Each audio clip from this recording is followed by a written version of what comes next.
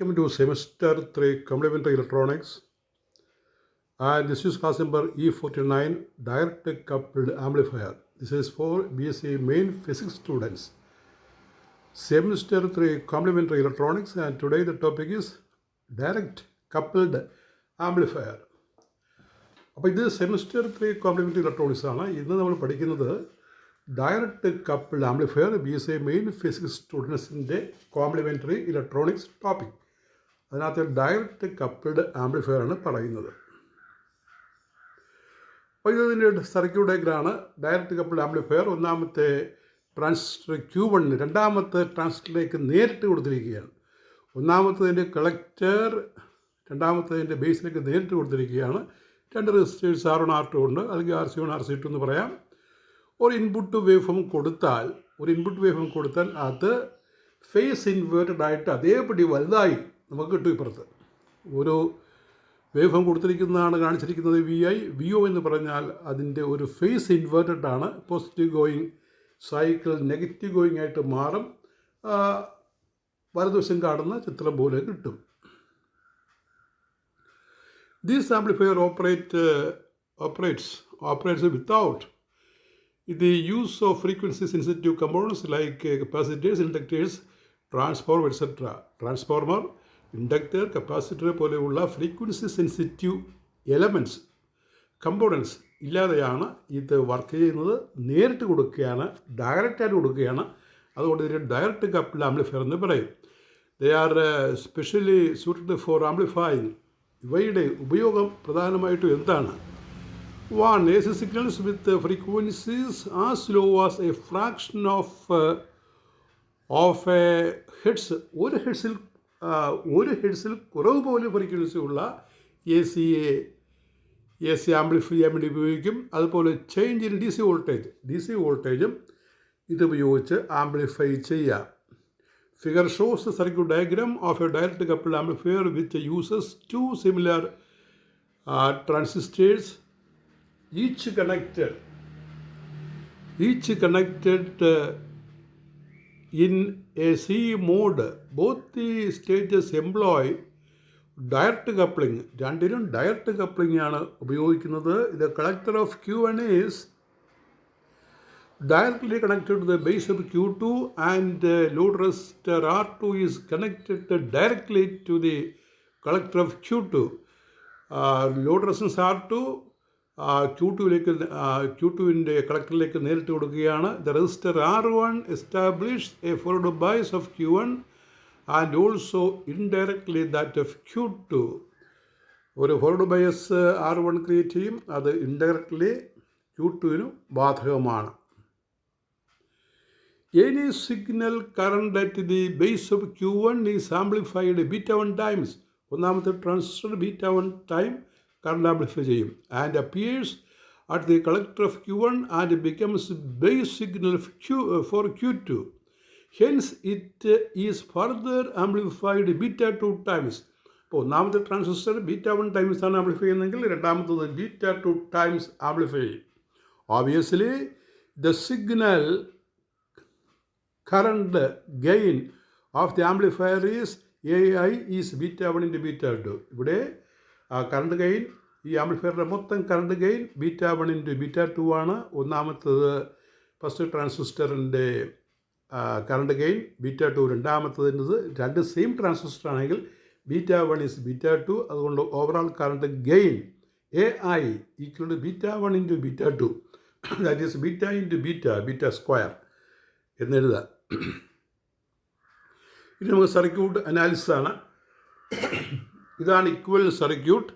Q1 transistor കാണിച്ചിട്ടുണ്ട്, Q2 transistor കാണിച്ചിട്ടുണ്ട്, terminals mark ചെയ്തിട്ടുണ്ട്. Voltage VI input, voltage VO output, R1 ഉണ്ട്, R2 ഉണ്ട്. പിന്നെ ട്രാൻസിസ്റ്ററിൻ്റെ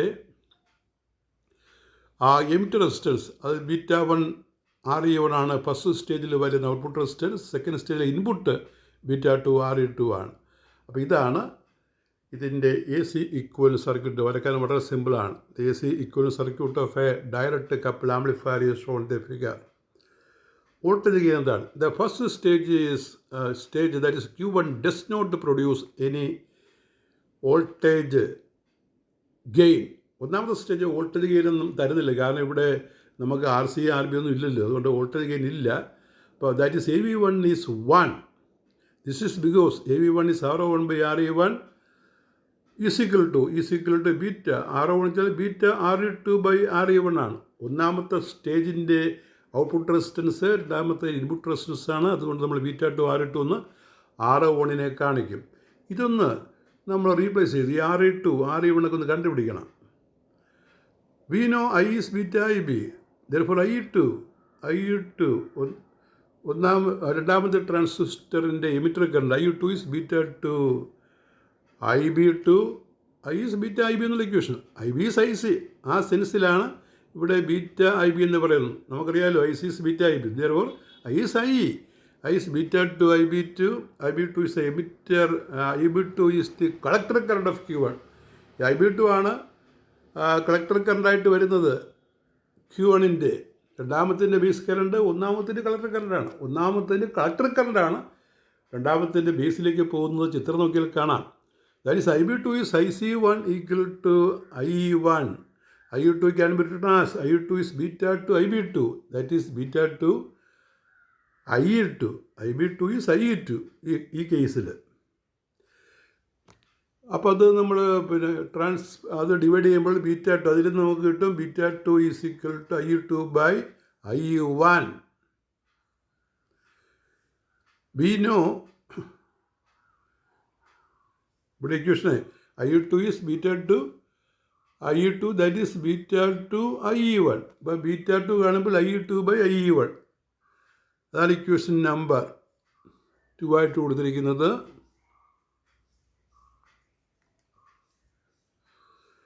We know RE1 is 25 by IE1. നമ്മൾ സിലിക്കൺ ട്രാൻസിസ്റ്ററായിട്ട് വിചാരിച്ചാൽ അങ്ങനെ എഴുതാം. RE1 is 25 by IE1. RE2 is 25 by IE2. IE2 is in milliampere. 25 in millivolt. Put RE1 and RE2 from equation 1. നേരത്തെയുള്ള ഇക്വേഷനിൽ കൊടുക്കുക. AV1 is beta2 into 25 by IE2 all by IE1. അവിടെ നമ്മൾ കൊടുക്കുകയാണ് കേട്ടോ. RE1 RE2 ഇക്വേഷൻ 1 കൊടുക്കുകയാണ് അതിൻ്റെ values. താഴെ 25 by IE1, 25 will cancel, we get beta2 IE1 by IE2, IE1 by IE2, that is beta2.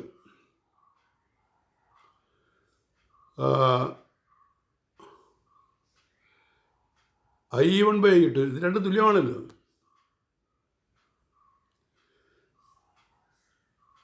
അപ്പോൾ നമുക്ക് എഴുതാം IE2 beta2 into IU1 by IE2 എന്ന് പറഞ്ഞാൽ 1 by beta2 ആണ്. 1 by beta2 ആണ് ഈ IU1 by IE2 എന്ന് പറഞ്ഞാൽ. beta2 എന്ന് പറഞ്ഞാൽ IC by IB എന്നുള്ള ഇക്വേഷൻ വെച്ച് ചെയ്യുമ്പോഴാണ് കിട്ടുന്നത്. IB2 എന്ന് പറഞ്ഞാൽ I1 ആണല്ലോ, അല്ലെങ്കിൽ IC1. So beta2 is IE1 by IE2, അത് beta2 ഇൻറ്റു 1 by beta2 എന്ന് കിട്ടും. That is 1. ഇപ്പോൾ ഫസ്റ്റ് സ്റ്റേജിൻ്റെ ഗെയിൻ 1 ആണ്. AV1 is 1. AV1 is 1. Again AV2 is R02 by RE2. Therefore overall gain AV is AV1 into AV2, that is 1 into AV2 is equal R02 by RE2, R02 by RE2. That is the equation. അപ്പോൾ അതിൻ്റെ ആ calculation ഒന്ന് നോക്കണം, ഒന്നുകൂടി നിങ്ങൾ നോക്കണം. ഈ IE beta IB ആണ്, IE2 beta2 IB2 എന്ന് ഓർക്കണം. ഈ IB2 എന്ന് പറയുന്നത് IC1 ആണ്. IC1 IE1 തന്നെയാണ്, കാരണം ICS I എന്നുള്ള കൺസെപ്റ്റ്. അപ്പോൾ IB2ഉം IU1ഉമായിട്ട് ഒരു ഡയറക്റ്റ് റിലേഷൻ ഉണ്ടെന്ന് ഓർക്കണം. അത് താഴെ കൊടുക്കുമ്പോഴാണ് നമുക്ക് AV1 1 കിട്ടുന്നത്. ഒന്ന് ആലോചിച്ച് നോക്കണം. The advantages and disadvantages of direct coupled amplifier. Advantages. The circuit arrangement is very simple because it uses minimum number of components. ഘടകങ്ങൾ കമ്പോണൻസ് വളരെ കുറവായതുകൊണ്ട് സർക്യൂട്ട് വളരെ സിമ്പിളാണ്. It is quite inexpensive. ചിലവ് കുറഞ്ഞ സംവിധാനമാണ് ഈ circuit. It has the outstanding ability to amplify direct current, that is a DC amplifier. ഈ ഡയറക്റ്റ് കപ്പിൾഡ് ആംപ്ലിഫയറിനെ ഡി സി ആംപ്ലിഫയർ എന്ന് വിളിക്കാം. കാരണം ഡി സി എന്ന് പറയുന്നത് ഡയറക്റ്റ് കപ്പിൾഡാണ്. മാത്രമല്ല ഡി സി കറണ്ട്, ഡയറക്റ്റ് കറണ്ടിനെ ആംപ്ലിഫൈ ചെയ്യുന്ന അർത്ഥം കൂടി ഉണ്ടത്. Direct current amplifier, direct coupled ആംപ്ലിഫയറിനെ ആരെങ്കിലും ഡയറക്റ്റ് കറണ്ട് ആംപ്ലിഫയർ എന്ന് പറഞ്ഞാൽ തെറ്റൊന്നുമില്ല. It has no coupling or bypass capacitors. Coupling bypass capacitors ഇല്ല. To cause a drop in gain at low frequencies.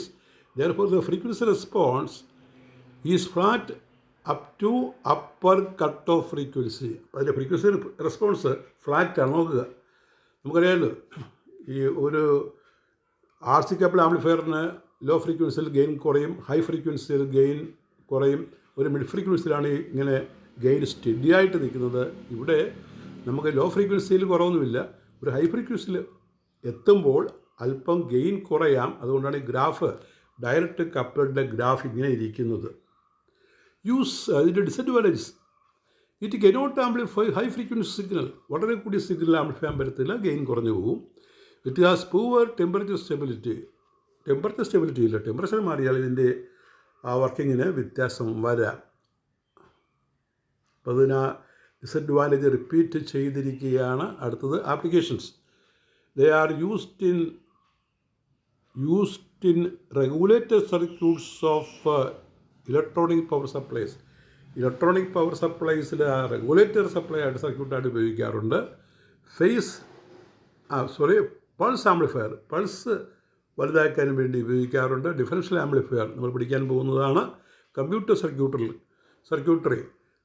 സർക്യൂട്ട്സിൽ ഉപയോഗിക്കാറുണ്ട്. ഇലക്ട്രോണിക് ഇൻസ്ട്രുമെൻറ്റ്സ് ഉപയോഗിക്കാറുണ്ട്. ഒരു ക്വസ്റ്റ്യൻ ഇതാണ്: with a neat circuit diagram explain the working of a direct coupled amplifier, derive an expression for its voltage gain, give its advantages and disadvantages. Essay type ക്വസ്റ്റ്യനാണ്. പിന്നെ short ആൻസേഴ്സാണ്: give circuit of a direct coupled amplifier. ആ പടം വരച്ച് കാണിച്ചാൽ മതി. Show that the first stage of a direct couple amplifier has a gain unity. അത് നമ്മളെ കാൽക്കുലേഷൻ ആവുന്ന ശരിക്കും എഴുതി പഠിക്കണം, സംശയമില്ലാതെ മനസ്സിലാക്കണം. എന്നിട്ടത് 1 ആണെന്ന് തെളിയിക്കണം. Number 3, give some applications of direct couple amplifier. Application നമ്മൾ മുകളിൽ എഴുതി കാണിച്ചിട്ടുണ്ട്. That is all with your 49th class. We continue. Thank you very much.